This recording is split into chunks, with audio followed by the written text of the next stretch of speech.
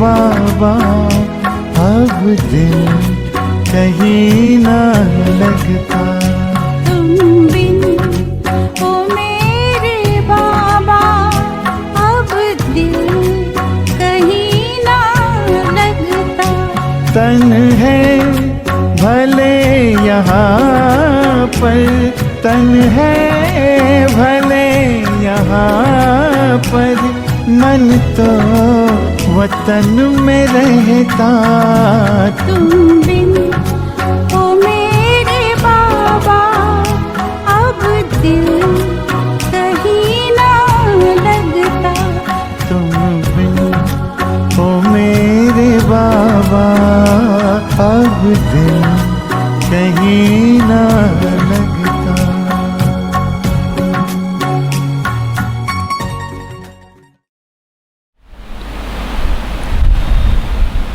ओम शांति। मीठे बच्चे, ज्ञान की पॉइंट्स को स्मृति में रखो तो खुशी रहेगी। तुम अभी स्वर्ग के गेट पर खड़े हो। మధురమైన పిల్లలు, జ్ఞానం యొక్క పాయింట్స్ని స్మృతి ఉంచుకుంటే ఖుషి ఉంటుంది.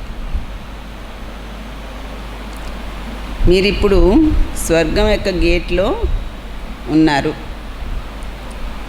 బాబా ముక్తి జీవన్ముక్తికి రాహ దిఖా రహే హే.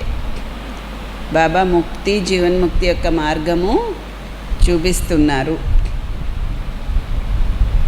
प्रश्न, अपने रजिस्टर को ठीक रखने के लिए कौन सा अटेंशन जरूर रखना है? మీ రిజిస్టర్ని చక్కగా ఉంచడం కోసము ఏ అటెన్షన్ తప్పనిసరిగా పెట్టుకోవాలి? జవాబు, अटेंशन रहे कि मनसा वाचा कर्मणा किसी को तो दुख नहीं दिया. అటెన్షన్ ఉండాలి, మనసా వాచా కర్మణ ఎవరికి దుఃఖం ఇవ్వలేదు కదా అని. अपना स्वभाव बड़ा फर्स्ट क्लास और मीठा हो. మన స్వభావము చాలా ఫస్ట్ క్లాస్గా మధురంగా ఉండాలి. माया नाक कान पकड़कर ऐसा कोई कर्तव्य ना करा दे जिससे किसी को दुख मिले. మాయ ముక్కు చెవులు పట్టుకొని అలాంటి కర్తవ్యం ఏమీ చేయించకుండా జాగ్రత్త పడాలి. దానివల్ల ఎవరికైనా దుఃఖం వస్తుందేమో అని చూసుకోవాలి. మాయ ఏమన్నా ముక్కు చెవులు పట్టుకొని అలాంటి పనులు చేయిస్తే ఎవరికైనా దుఃఖం వస్తుందేమో అని చూసుకోవాలి. अगर दुख देंगे तो बहुत पश्चाताप करना पड़ेगा. దుఃఖం ఇస్తే చాలా పశ్చాత్తాప పడవలసి ఉంటుంది. రిజిస్టర్ ఖరాబ్ హో జాయేగా. రిజిస్టర్ పాడైపోతుంది. పాట ఏం చెప్తున్నారంటే, నయన్హీన్ కో రాహ దిఖావో ప్రభు, దర్ దర్ ఠోకర్ ఖాయే హమ్. నయనహీనులకు దారి చూపించు ప్రభు, ప్రతి చోట మేము ఎదురు దెబ్బలు తింటున్నాము అని. ఓం శాంతి. బాప్ బైఠ్ బచ్చోं को समझाते हैं. తండ్రి కూర్చొని పిల్లలకి వివరిస్తున్నారు. रास्ता बहुत सहज समझाया जाता है, फिर भी बच्चे ठोकरे खाते रहते हैं.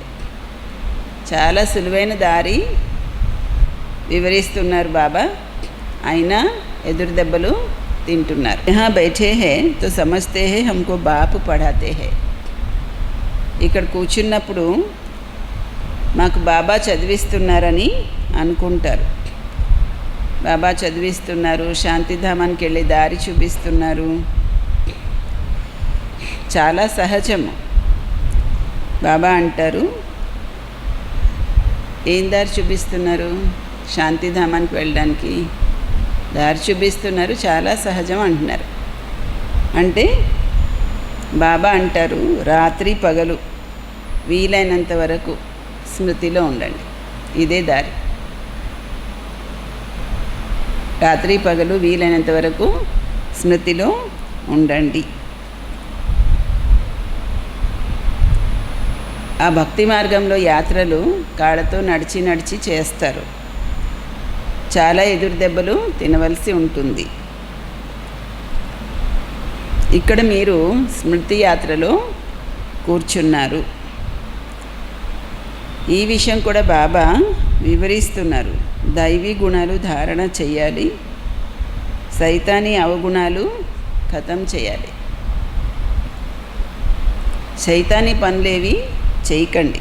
సైతానీ పనులు అంటే రాక్షస పనులు. దానివల్ల వికర్మలు తయారవుతాయి. బాబా వచ్చిందే పిల్లల్ని సదా సుఖీగా చేయడానికి. ఎవరైనా చక్రవర్తి కొడుకుంటాడనుకోండి, తండ్రిని రాజ్యాన్ని చూసి చాలా సంతోషిస్తాడు కదా. సంతోషిస్తాడా?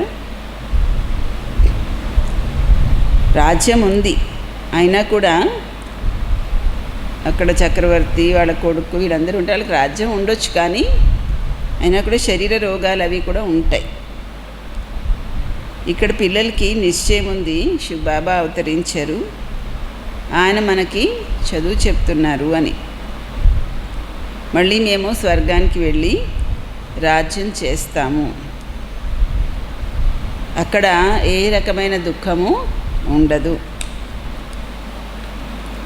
మీ బుద్ధిలో రచయిత రచన యొక్క ఆది మధ్య అంత్య జ్ఞానము ఉంది.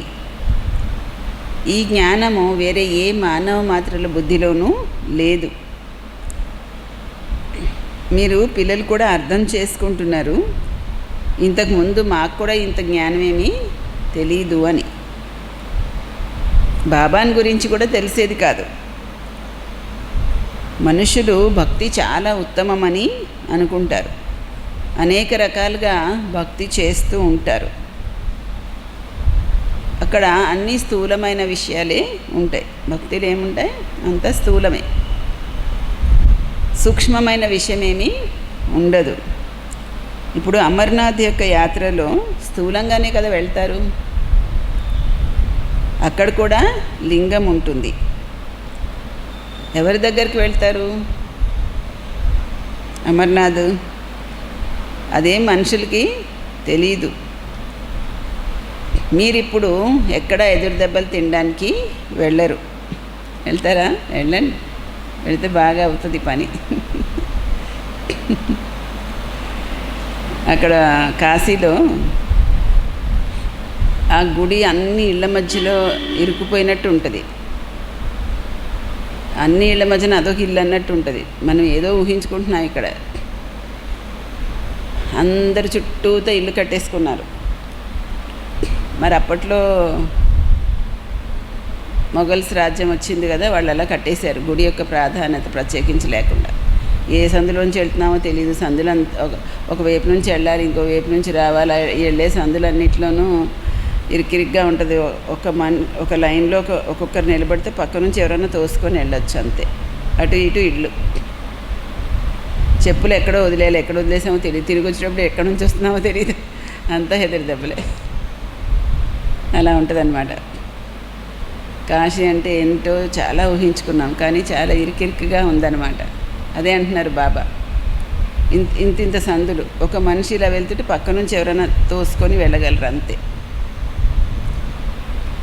అటు ఇల్లు ఉంటుంది, ఇటు ఇల్లు ఉంటుంది. అలా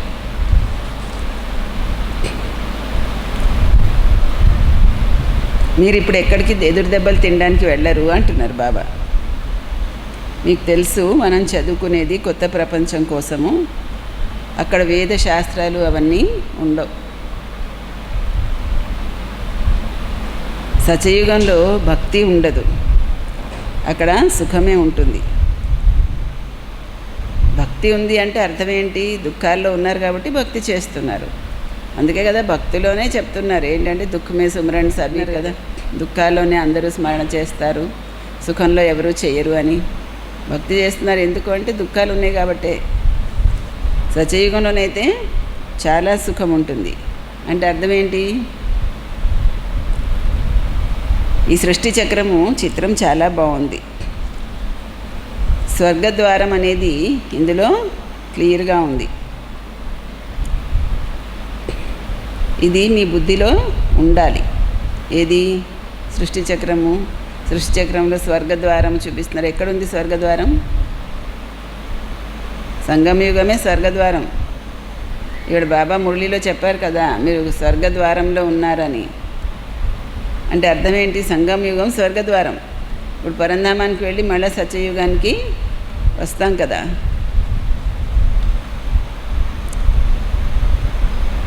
ఇవన్నీ బుద్ధిలో ఉండాలి.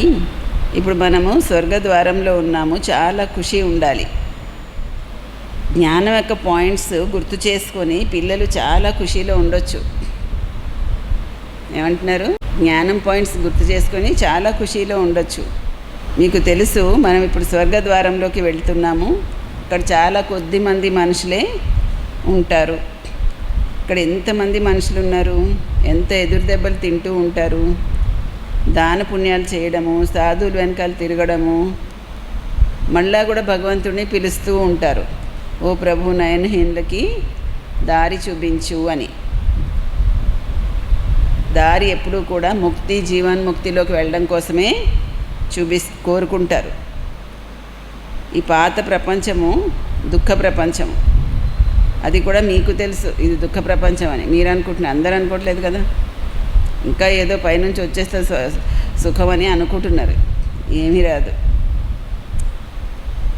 మనుషులకి తెలియదు. కలియుగమ కాయువు లక్షల సంవత్సరాలని, వేల సంవత్సరాలని అంటారు. పాపము అంధకారంలో ఉన్నారు కదా. మీలో కూడా నంబర్ వారీగా ఉన్నారు తెలుసుకునేవాళ్ళు. తప్పకుండా బాబా మాకు రాజయోగం నేర్పిస్తున్నారు అని తెలుసుకున్న వాళ్ళు నంబర్ వారీగా ఉన్నారు. బ్యారిస్టరీ యోగము, ఇంజనీర్ యోగము ఉంటుంది కదా. ఆ చదువు చదివితే అదే యోగం. చదివించేటువంటి టీచర్ స్మృతి కూడా ఉంటుంది కదా. బ్యారిస్టరీ జ్ఞానం వల్ల మనుషులు బ్యారిస్టర్ అవుతారు. ఇది రాజయోగము. మన బుద్ధియోగం ఎవరితో ఉంది ఇప్పుడు? పరంపిత పరమాత్మతో ఉంది. దీనికి కారణంగా అయితే దీని గురించి అయితే చాలా ఖుషి యొక్క పాదరసము పైకి ఎక్కిపోయి ఉండాలి. ఏమంటున్నారు బాబా? ఎందువల్ల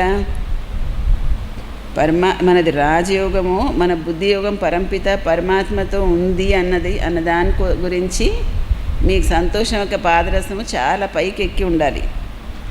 అంటే తల వరకు అంటే తల కంటే కూడా పైకి ఎక్కి ఉండాలన్నమాట. అంత ఖుషి ఉండాలి. చాలా మధురంగా తయారవ్వాలి. స్వభావము చాలా ఫస్ట్ క్లాస్గా ఉండాలి. ఎవరికి దుఃఖము రాకూడదు మన వల్ల. ఎవరికి దుఃఖం ఇవ్వకూడదని అనుకుంటారు కూడా. అనుకుంటున్నారా? ఎవరికి దుఃఖం ఇవ్వకూడదు అని అనుకుంటున్నారా? ఏమనుకుంటున్నారు? అనుకుంటారు ఎవరికి దుఃఖం ఇవ్వకూడదని. కానీ మాయ ముక్కు చెవులు పట్టుకొని పొరపాట్లు చేయిస్తూ ఉంటుంది. మళ్ళీ లోపల పశ్చాత్తాప పడుతూ ఉంటారు. అయ్యో, మేము అనవసరంగా వాళ్ళకి దుఃఖాన్ని ఇచ్చాము అని అనుకుంటారు. కానీ రిజిస్టర్లో అయితే రిమార్క్ వచ్చేసింది కదా. దుఃఖాన్ని ఇచ్చారు, అయిపోయింది, రిమార్క్ వచ్చింది. ప్రయత్నం చెయ్యాలి. ఎవరికి కూడా మనస వాచ కర్మణ దుఃఖాన్ని ఇవ్వకూడదు అని. బాబా వచ్చేది మనని అటువంటి దేవతలుగా చేయడానికి. మరి దేవతలు ఎవరికైనా దుఃఖాన్ని ఇస్తారా? లౌకిక్ టీచరు చదివిస్తారు, దుఃఖాన్ని అయితే ఇవ్వరు కదా. పిల్లలు చదవకపోతే ఏమైనా కొద్దిగా పనిష్మెంట్ ఇస్తారు. లౌకిక్ టీచర్ ఏం చేస్తారు? దుఃఖాన్ని ఏమి చదివిస్తున్నారంటే దుఃఖ పెడుతున్నారు ఏంటి? పిల్లలు సరిగ్గా చదవకపోతే పనిష్మెంట్ ఇస్తారు, అంతే. ఇవాళ రేపైతే టీచర్ కొట్టకూడదు అని రూలు. మీరు ఆత్మిక టీచరు, మీ పని చదివించడము, దాంతోపాటు మేనర్స్ నేర్పించడం. ఆత్మిక టీచర్ పని ఏంటి? చదివించడం, దాంతోపాటు మేనర్స్ నేర్పించడం. తర్వాత చదువుకుంటే చేస్తే ఉన్నత పదవి వస్తుంది, చదువుకోకపోతే వాళ్ళే ఫెయిల్ అవుతారు. బాబా కూడా రోజు వచ్చి పిల్లలకి చదివిస్తున్నారు కదా, మేనర్స్ కూడా నేర్పిస్తున్నారు. నేర్పించడం కోసమే బాబా ప్రదర్శని ఇవన్నీ కూడా ఏర్పాట్లు చేస్తారు. అందరూ ప్రదర్శని ప్రొజెక్టరు అడుగుతూ ఉంటారు. ప్రొజెక్టర్స్ కూడా చాలా తీసుకుంటారు బాబా. ప్రతి ఒక్క విషయము చాలా సహజంగా బాబా చెప్తారు. అమర్నాథ్ యొక్క సర్వీస్ కూడా చాలా సహజం, చేయొచ్చు. చిత్రాలలో మీరు వివరించగలరు. జ్ఞానము భక్తి రెండు ఏంటి అని మీరు వివరించగలరు. జ్ఞానం ఒకవైపు, భక్తి ఒకవైపు. జ్ఞానం వల్ల స్వర్గము, భక్తి వల్ల నరకము. చాలా క్లియర్గా ఉంది కదా. అంటే భక్తి చేసి కూడా ఆత్మ ఏం పైకి ఎక్కలేదు, దిగిపోయింది కదా, నరకంలోకే వచ్చేసింది. వివరించగలరా? బాబా చెప్పినట్టు డైరెక్ట్గా చెప్తే అర్థం కాదు, కానీ మనం స్పష్టం చేసి వివరించాలి. పిల్లలు ఇప్పుడు చదువుకుంటున్నది చాలా సహజము, మంచిగా చదువుకుంటారు కూడాను. కానీ స్మృతి యాత్ర ఎక్కడ? అంత చదవడం బాగానే చదువుతున్నారు, కానీ స్మృతి అంత ఎక్కడ ఉందంటున్నారు. ఇదంతా బుద్ధికి సంబంధించిన విషయము. మనము బాబాని స్మృతి చేయాలి. ఇందులోనే మాయ చాలా జాడిస్తుంది, బాగా యోగాన్ని తెంచేస్తుంది కదా. బాబా అంటారు, మీరంతా యోగంలో చాలా బలహీనంగా ఉన్నారు. బాబా కూడా మొదలుపెట్టారు. ఏమంటున్నారు? యోగంలో చాలా బలహీనంగా ఉన్నారు. మంచి మంచి మహారథులు కూడా బలహీనంగా ఉన్నారు. పర్వాలేదు అనుకుంటున్నారా? అయితే నేను పర్వాలేదు అనుకోకండి. అలా ఎవరి గురించైనా బాబా చెప్పిన మనం ఖుషి అయిపోకూడదు. నేను ఎలాగున్నాను అని చూసుకోవాలి, అంతే. నా గురించే చెప్తున్నారు బాబా అనుకోవాలి. మహారథులు కూడా బలహీనంగా ఉన్నారంటే మీరు ఏమనుకుంటున్నారు? నా గురించే చెప్తున్నారు బాబా అనుకుంటున్నారా లేదా? అనుకుంటే మీరు మహారథి. బాబా ఏం చెప్తే అది నా కోసం చెప్తున్నారు అనుకునేవాడు మహారథి. అలా అన్నమాట.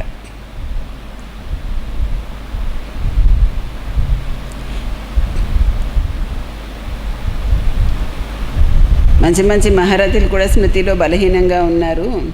వీళ్ళలో జ్ఞానం అయితే బాగుంది, అందుకే మహారథులు. బాబా అంటారు, జ్ఞానం బాగున్నంత మాత్రాన మహారథులు కాదు. బాబా అంటారు, వాళ్ళు గుర్రపు రౌతులు కాల్బలము అని. యోగం సరి లేకపోతే జ్ఞానం ఎంత బాగున్నా సరే ఏమంటారు బాబా? కాల్బలం అని అంటారు. మహారథి అంటే చక్కగా స్మృతిలో ఉండేవాళ్ళు. లేచినా కూర్చున్నా స్మృతిలో ఉంటే వికర్మలు వినాశనం అవుతాయి, పావనం అవుతారు. లేకపోతే శిక్ష అనుభవించవలసి వస్తుంది, పదవి కూడా తగ్గిపోతుంది. అందుకే మీ చార్ట్ మీరు చూసుకుంటే మీకు తెలుస్తుంది. బాబా స్వయంగా చెప్తున్నారు, నేను కూడా పురుషార్థం చేస్తున్నాను, మాటిమాటికి బుద్ధి వేరే వైపుకి వెళ్ళిపోతుంది. బాబా పైన అయితే చాలా బాధ్యత చింత ఉంటుంది కదా. మీరైతే బాబా కంటే కూడా చురుగ్గా ముందుకి వెళ్ళిపోవచ్చు. ఎందుకంటే మీ పైన ఏం బరువులు ఉన్నాయి, బాధ్యతలు ఏమున్నాయి మీ పైన? బాబా పైన ఉన్నంత ఉన్నాయా? మీరు బాబా కంటే ముందుకు వెళ్ళొచ్చు. దాంతోపాటు స్మృతితో పాటు మన నడవడిని కూడా సరిదిద్దుకోవాలి. పవిత్రులయ్యి మళ్ళీ వికారాల్లో పడిపోతే చేసిన సంపాదన కూడా మట్టిలో కలిసిపోతుంది. ఎవరిపైనైనా క్రోధం చేశారు, ఉప్పు నీళ్ళుగా అయిపోయారు అంటే ఏమైనట్టు? అసురులుగా అయినట్టు. ఎంత పెద్ద మాట అంటున్నారు బాబా. ఎవరిపైనైనా క్రోధం చేస్తే ఉప్పు నీళ్ళుగా అయితే ఏమైనట్టట? అసురులు అయిపోయినట్టంట.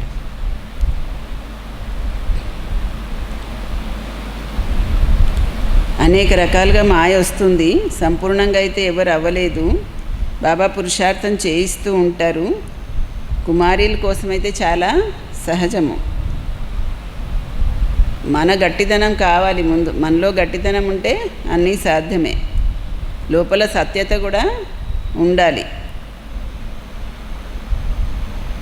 కొంతమంది ఏంటంటే లోపల బలహీనత ఉంటుంది, పైకి మాత్రం నాకు బాబా అంటే చాలా ఇష్టము, కానీ నాకు ఆ బంధన ఉంది, నాకు ఇది ఉంది, నాకు అది ఉందని చెప్తారు. లోపల మనసు ఎవరితోనో తగులుకొని ఉంటే నడవదు. కుమారీలు మాతలైతే భారతదేశాన్ని స్వర్గంగా చేసే సేవలో నిమగ్నం అయిపోవాలి. శ్రమ ఉంది, శ్రమ పడకుండా ఏమీ రాదు కదా. మీరు 21 జన్మల కోసము రాజ్యాన్ని పొందుతారు, మరి ఎంత శ్రమ చెయ్యాలి. ఆ చదువు కూడాను బాబా చదవనీమని ఎందుకంటారంటే, ఈ చదువులో పక్కా అయిపోయే వరకు ఆ చదువు చదవని అంటారు బాబా కూడా. లేదా రెండుటికి చెడ్డ రేవడిలాగా అయిపోకూడదు కదా. ఒకవేళ ఎవరి నామరూపాల్లోనే చిక్కుకొని వేలాడతారనుకోండి, చచ్చిపోతారనుకోండి, ఇంకా కథం అయిపోతారు. అదృష్టవంతులైన పిల్లలే దేహభ్రాంతిని మర్చిపోయి అశరీరిగా భావించి బాబా స్మృతిలో ఉండే పురుషార్థము చేస్తారు. బాబా రోజు వివరిస్తూ ఉంటారు, బచ్చే మీరు దేహభ్రాంతి విడిచిపెట్టండి. మనము అశరీరి ఆత్మ ఇప్పుడు ఇంటికి వెళ్తున్నాము. ఈ శరీరం ఇక్కడే వదిలిపెట్టేయాలి. అది ఎలా వదలగలము? నిరంతరము బాబా స్మృతిలో ఉంటూ కర్మాతీతంగా అయిపోతే శరీరాన్ని ఇక్కడ విడిచిపెట్టేసి వెళ్ళిపోతాం. ఇదంతా బుద్ధికి సంబంధించిన విషయమే. కానీ ఎవరికైనా అదృష్టంలో లేకపోతే అంత పురుషార్థం కూడా చెయ్యరు. ఏం చేస్తారు? బుద్ధిలో ఉండాలి, మేము అశరీరిగా వచ్చాము, మళ్ళీ సుఖం యొక్క కర్మ సంబంధాలలో బంధితులయ్యాము, రావణ రాజ్యంలోకి వచ్చి వికారీ బంధనాల్లో చిక్కుకున్నాము. ఇప్పుడు మళ్ళీ బాబా అంటున్నారు అశరీరి అయ్యి వెళ్ళాలి, స్వయాన్ని ఆత్మగా భావించి నన్నొక్కడిని జ్ఞాపకం చెయ్యండి. ఆత్మే పతితంగా అయిపోయింది. ఆత్మ అంటుంది, ఓ పతిత పావన రా అని. ఇప్పుడు మీకు పతితుల నుండి పావనమయ్యే యుక్తి బాబా చెప్తున్నారు. ఆత్మ అవినాశి. మీరు ఆత్మ ఇక్కడ శరీరాన్ని తీసుకొని పాత్ర చేస్తున్నారు. ఈ విషయాలన్నీ ఇప్పుడు బాబా వివరిస్తున్నారు. కల్పపూర్వం వివరించిన విధంగానే ఇప్పుడు కూడా వివరిస్తూ ఉంటారు. ఇప్పుడు బాబా అంటున్నారు కలియుగి సంబంధాలని మర్చిపోండి. ఏమైనా చాలా గ్రేటా ఏంటి కలియుగి సంబంధాలు? పెద్ద గొప్పనా? ఏమైనా దేవతా పరివారమా, దేవతా సంబంధాలా? ఏమంత గొప్ప ఏం కాదు కదా. కలియుగి సంబంధాలు అన్నిటినీ మర్చిపోవాలి, మర్చిపోమనే బాబా అంటున్నారు.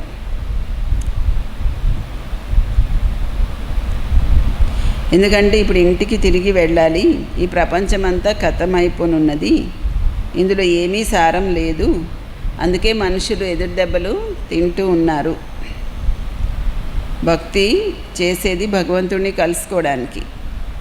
భక్తి చాలా మంచిదని అనుకుంటారు.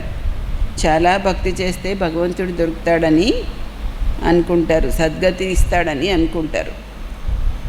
ఇప్పుడు మీ భక్తి పూర్తయిపోవచ్చింది. మీ నోటి నుండి ఓ రామ, ఓ భగవంతుడా అని భక్తిలో మాటలేమీ రాకూడదు. అవన్నీ పూర్తయిపోవాలి. బాబా కేవలం అంటారు నన్ను స్మృతి చెయ్యండి.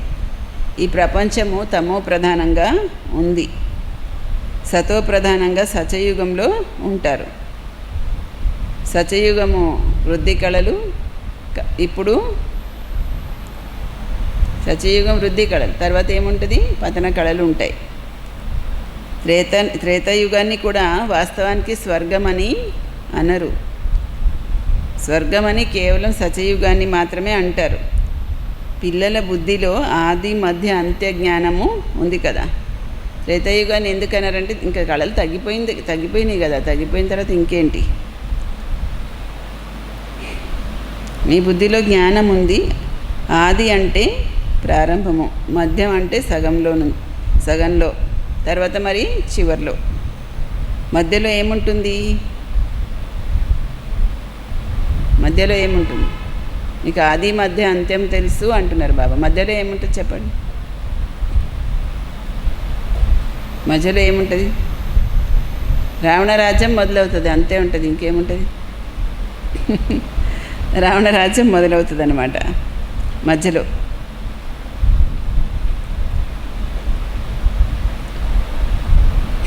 బాబా భారతదేశంలోనే అవతరిస్తారు. భారతదేశమే పతితంగా మళ్ళీ పావనంగా అవుతుంది. 4 జన్మలు కూడా భారతవాసీలే తీసుకుంటారు. మిగతా వాళ్ళందరూ నంబర్ వారీగా ఇతర ధర్మాల వాళ్ళు వస్తారు. వృక్షము వృద్ధి అవుతుంది. తర్వాత ఎవరి సమయంలో వాళ్ళు వస్తారు. ఈ విషయాలు వేరెవరి బుద్ధిలోనూ లేవు. మీలో కూడా అందరూ ధారణ చెయ్యలేరు. ఈ 84 జన్మల చక్రం బుద్ధిలో ఉంటే కూడా చాలా ఖుషీలో ఉండొచ్చు. 84 జన్మలు బుద్ధిలో ఉంటే కూడా ఇలా ఉండొచ్చు అంటున్నారు బాబా.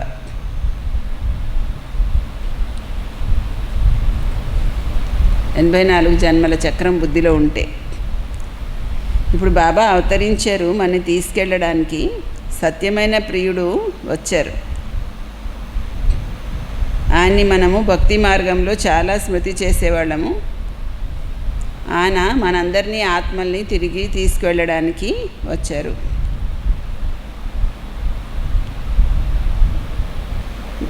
మానవ మాతృలకి శాంతి అని దేన్ని అంటారో కూడా తెలియదు. ఆత్మ అయితే ఉన్నదే శాంత స్వరూపము. ఈ ఆర్గన్స్ ఇవన్నీ కూడా మనకి లభించాయి. అందుకే మనం కర్మ చేయవలసి వస్తుంది. ఆర్గన్స్ తీసుకున్నాం కాబట్టి కర్మ చేయాల్సి వస్తుందా? కర్మ చెయ్యాలి కాబట్టి ఆర్గన్స్ తీసుకున్నామా? బాబా అంటున్నారు ఆర్గన్స్ ఉన్నాయి కాబట్టి కర్మ చేయాల్సి వస్తుంది అంటున్నారు. అంటే మరి చేయనని కూర్చుందామన్నా అవ్వదు కదా. ఇప్పుడు ఆర్గన్స్ తీసుకున్న తర్వాత నేను కర్మ చేయను అని కూర్చున్నా కూడా అవ్వదు.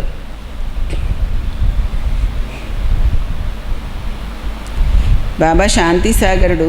ఆయన అందరినీ తీసుకువెళ్తారు. అప్పుడు అందరికీ శాంతి వస్తుంది. సత్యయుగంలో మీకు శాంతి కూడా ఉండేది, సుఖం కూడా ఉండేది. మిగతా ఆత్మలందరూ శాంతిధామంలో ఉంటారు. బాబాని శాంతి సాగరుడని అంటారు. ఈ విషయం కూడా పిల్లలు చాలామంది మర్చిపోతారు. ఎందుకు బాబాని శాంతి సాగరుడని అంటారు? ఈ విషయాలన్నీ కూడా పిల్లలు మర్చిపోతారు. ఎందుకని? దేహాభిమానంలో దేహీ అభిమానిగా ఉండటం లేదు, అందుకే మర్చిపోతున్నారు.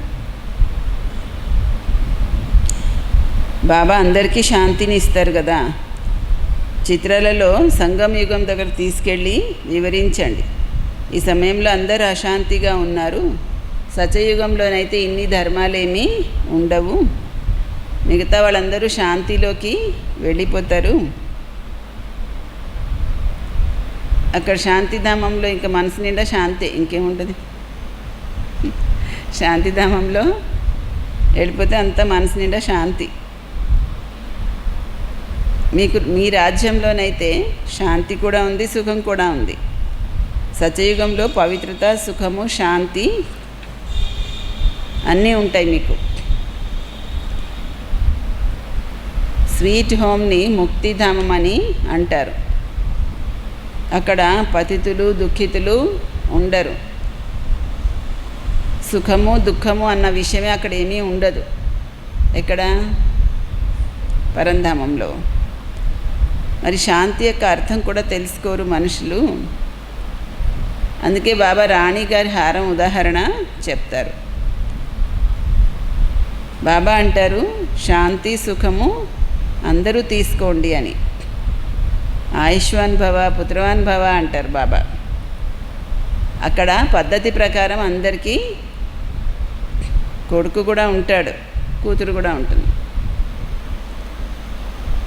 కొడుకు కావాలని ఏమీ పురుషార్థం చేయవలసిన అవసరం లేదు. శరీరం విడిచిపెట్టే సమయం వస్తుంది, సాక్షాత్కారం అవుతుంది, ఖుషీగా శరీరం విడిచిపెట్టేస్తారు. బాబాకి కూడా ఖుషీ ఉంటుంది కదా.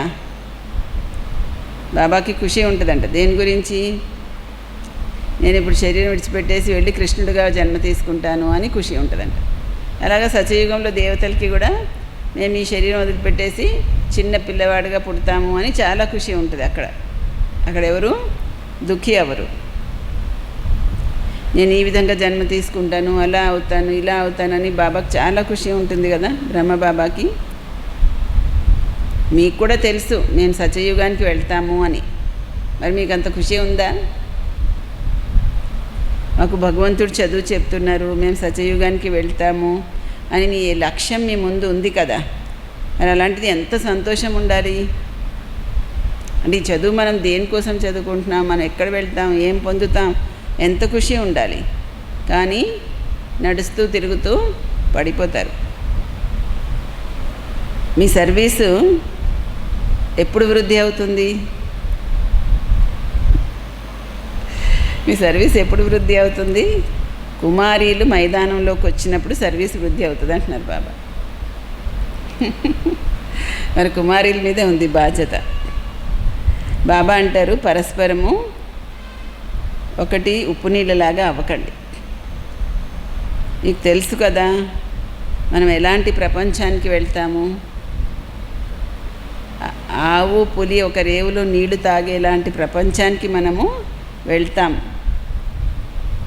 అక్కడ ప్రతి వస్తువు చూస్తేనే సంతోషం వచ్చేస్తుంది. అనుభవించిన తర్వాత మాట వేరే, కానీ చూస్తే కూడా సంతోషం వచ్చేలాగా ఉంటుంది అక్కడ ప్రతి వస్తువు.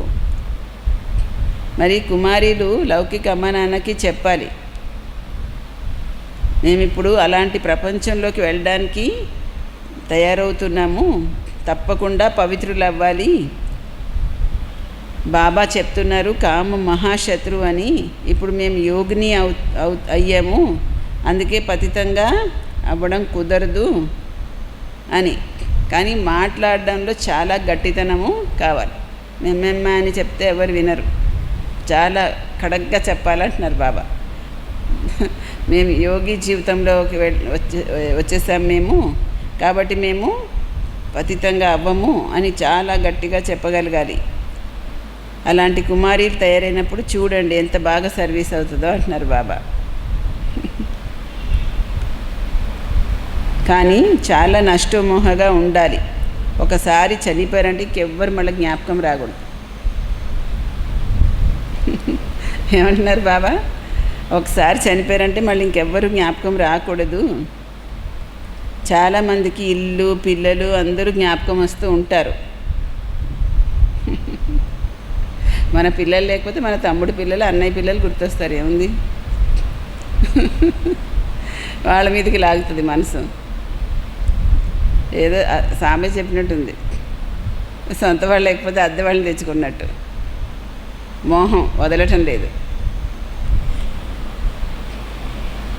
బాబా చెప్తున్నారు కదా, చాలామందికి ఇల్లు పిల్లలు మొదలైన వాళ్ళు గుర్తొస్తూ ఉంటారు. మరి ఇంకా బాబాతో యోగమేం కుదురుతుంది అంటున్నారు. ఇల్లు పిల్లలు సంబంధికులు గుర్తొస్తూ ఉంటే యోగం ఎలా కుదురుతుంది? ఇక్కడైతే ఎలా ఉండాలంటే, మేము బాబా వాళ్ళు, ఇంక ఈ పాత ప్రపంచం ఖతం అయిపోయింది అంతే. బాబా చెప్తున్నారు నన్ను ఒక్కడనే స్మృతి చేయండి అని. ఇంక అదొకటే ఉండాలి బుద్ధిలో, ఇంకేం ఉండకూడదు ఇక్కడ ఉన్నప్పుడు. ఇక్కడ ఉంటే अच्छा मीठे मीठे सिकिलदे बच्चों प्रति मात पिता बाप दादा का याद प्यार और गुड मॉर्निंग. रूहानी बाप की रूहानी बच्चों को नमस्ते. मीठे मीठे रूहानी बाप दादा को रूहानी बच्चों की याद प्यार गुड मॉर्निंग और नमस्ते. धारणा पॉइंट्स. మీ ఉన్నతమైన అదృష్టాన్ని తయారు చేసుకోవడానికి వీలైనంత వరకు అశరీరి అయ్యే అభ్యాసము చెయ్యాలి. శరీర భ్రాంతి పూర్తిగా మర్చిపోవాలి. ఎవ్వరి నామరూపాలు జ్ఞాపకం రాకూడదు. ఇదే శ్రమ చెయ్యాలి.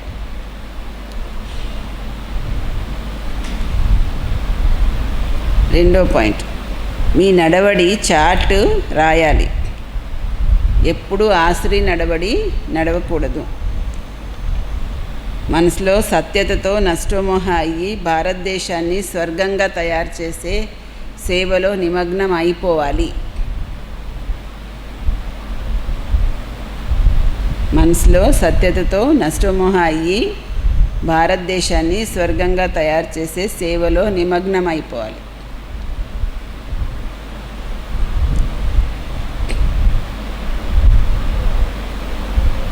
వరదానం.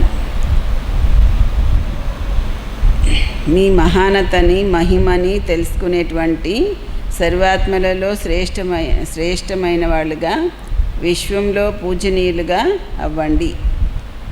మీ మహానతని మహిమని తెలుసుకొని సర్వాత్మలలో శ్రేష్టంగా విశ్వం ద్వారా పూజనీయులుగా అవ్వండి.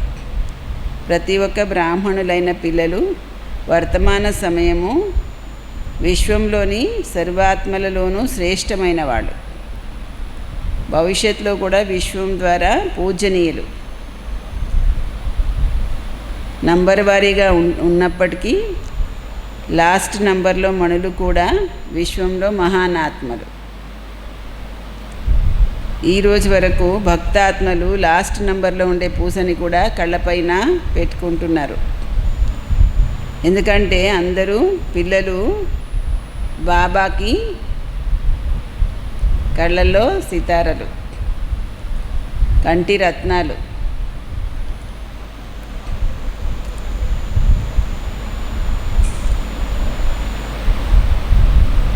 ఎవరైతే ఒక్కసారైనా మనసుతో సత్యమైన హృదయంతో స్వయాన్ని బాబా పిల్లవాడుగా నిశ్చయం చేసుకున్నారో, డైరెక్ట్గా బాబా పిల్లవాడు అయ్యారు, వాళ్ళకి మహాన్ పూజనీయులుగా అయ్యేటువంటి లాటరీ వరదానము వచ్చేస్తుంది. మనసు ద్వారా స్వచ్ఛమైన హృదయంతో స్వయాన్ని బాబా పిల్లవాడుగా ఒక్కసారైనా నిశ్చయం చేసుకున్న వాళ్ళకి, డైరెక్ట్ బాబా పిల్లలు అయిన వాళ్ళకి మహాన్గా పూజనీయులుగా అయ్యే లాటరీ వరదానము వచ్చేస్తుంది. స్లోగన్. స్థితి ఖజానాలతో సంపన్నంగా సంతుష్టంగా ఉంటే పరిస్థితులు అవే మారిపోతాయి. ఏమంటున్నారు? స్థితి సదా ఖజానాలతో సంపన్నంగా సంతుష్టంగా ఉంటే పరిస్థితులు వాటికవే మారిపోతాయి. ఓం శాంతి. చాలామంది చాలా పనులని లాక్డౌన్ అయిన తర్వాత అని పోస్ట్పోన్ చేస్తున్నారు. ఏమనుకుంటున్నారంటే లాక్డౌన్ అయిపోతుంది, ఒక వారం రోజుల్లో పూర్తయిపోద్ది, తర్వాత అన్నీ మామూలు అయిపోతాయని అనుకుంటున్నారు. ఇప్పుడు వచ్చినటువంటి పరిస్థితులు అంత వెంటనే మామూలు అయిపోయేలాగా ఏమీ లేదు. ఇప్పుడు వచ్చిన పరిస్థితులు అంత వెంటనే మామూలు అయ్యేలాగా లేదు. ఇన్ని రోజులు పెట్టిన లాక్డౌన్ వల్ల జనాలందరికీ ఒక జాగ్రత్త వచ్చింది. అమ్మో వైరస్, జాగ్రత్తగా ఉండాలి అన్నది ఒకటి వచ్చింది అంతే. కానీ వైరస్ మాత్రం ఇంకా మందు కనిపెట్టలేదు, ఖతం అయిపోలేదు. ఎక్కడో చోట అది యుద్ధం చేస్తూనే ఉంది. అందుకని చాలా జాగ్రత్తగా ఉండవలసిన అవసరం ఇంకా ఉంది. ఈ సంవత్సరం చివరి వరకు అలాగే ఉంటుంది. ఏం ఫ్రీ అయిపోయామని అనుకోవడానికి లేదు. కాబట్టి అందరు కూడా జాగ్రత్తగానే ఉండండి. ఇంకా క్లాస్కి వచ్చేయచ్చా, ఇంకా క్లాసులకి వెళ్ళిపోవచ్చా అన్నట్టేమీ లేదు. సరే, దాని దారి దానిది ఉంటుంది. సేవ అయితే తన రూపురేఖలు పరివర్తన చేసుకుంటూ ఉంది డ్రామా కదా. సేవ రూపురేఖల్ని డ్రామా మార్చేస్తూ ఉంది. ఇప్పుడు సేవ కేవలము మన స్థితి ద్వారానే, యోగం ద్వారానే జరుగుతుంది.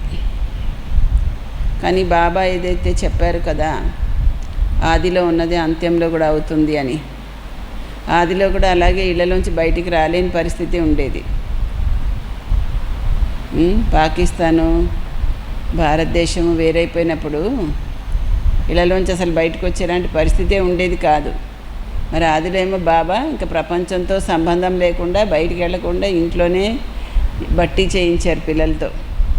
ఇప్పుడు మనకు కూడా అదే జరుగుతుంది. అందుకని మనం తెలుసుకొని సమయాన్ని సెట్ చేసుకొని, దినచర్యను సెట్ చేసుకొని ఎక్కువ సమయం యోగం చేసేలాగా ప్రతి ఒక్కరు ఇళ్లలో ఉండేవాళ్ళు, గృహస్థులు కూడాను అలాగా సమయాన్ని ఇప్పుడు సార్థకం చేసుకుంటే భాగ్యశాలి. లేదంటే అదృష్టాన్ని మిస్ అయిపోయినట్టే. ఈ ఛాన్స్ మాత్రం మళ్ళీ రాదు. ఏదో ప్రకృతియో ఏదో ఒకటి మనందరినీ ఇంట్లో ఉండేలా చేస్తుంది, బయట తిరగకుండా, ఎక్కడికి బయట ప్రపంచంతో సంబంధం లేకుండా. కాబట్టి మనం చాలా చక్కగా దీన్ని సద్వినియోగము చెయ్యాలి. ఇప్పుడు మా అమ్మ స్మృతి దినం కూడా వస్తుంది. పురుషార్థం మీద శ్రద్ధ ఉన్నవాళ్ళు ఈ జూన్ నెల 1వ తారీఖు నుంచి మా అమ్మ స్మృతి దినం వరకు కూడాను పూర్తిగా బట్టి పెట్టుకొని ఎక్కువ సమయం మా అమ్మ యొక్క విశేషతలన్నీ చదువుతూ వింటూ మమ్మలాగా మమ్మ నంబర్ 1 ఫస్ట్ నంబర్లో సంపూర్ణం అయ్యారు.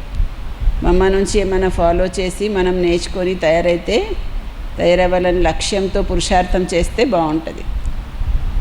లక్ష్యం పెట్టుకోవాలి. ఏదైనా మనలో ఉండేటువంటి బలహీనతల్ని ఈ బట్టీలో మా అమ్మ స్మృతి దినం సందర్భంగా సమాప్తి చేసేయాలి. ఏమైనా సరే పరివర్తన చేసేయాలని దృఢ సంకల్పంతో, నిశ్చయంతో, లగన్తో పురుషార్థం చేస్తే అన్నీ సాధ్యమే. బాబా అంటారు కదా, పిల్లలు పురుషార్థం చేసి మా అమ్మ బాబా యొక్క సింహాసనాన్ని గెలవాలి అని. ఆ విధంగా పురుషార్థము చేద్దాం. ఈరోజు చూడండి బాబా మురళీలో ఏ విషయాలు నేను చెప్పాలనుకున్నాను అన్నీ చెప్పారు బాబా. చెప్పారు కదా, మళ్ళీ రిపీట్ చేసినట్టు అయింది బాబా. అటెన్షన్ పెట్టుకోండి, స్మృతిలో ఉండండి, సమయాన్ని సఫలం చేయండి. ఓం శాంతి.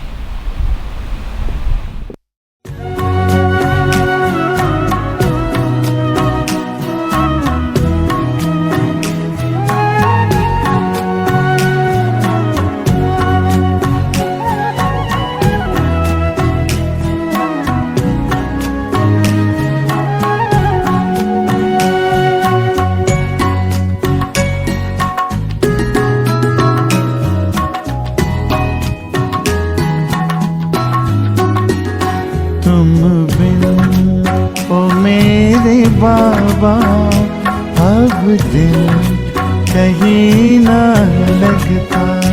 तुम बिन ओ मेरे बाबा अब दिल कहीं ना लगता। तन है भले यहाँ पर, तन है भले यहाँ पर, मन तो वतन में रहता। तुम बिन ओ मेरे बाबा अब दिल कहीं ना लगता। तुम बिन ओ मेरे बाबा अब दिल कहीं ना लगता।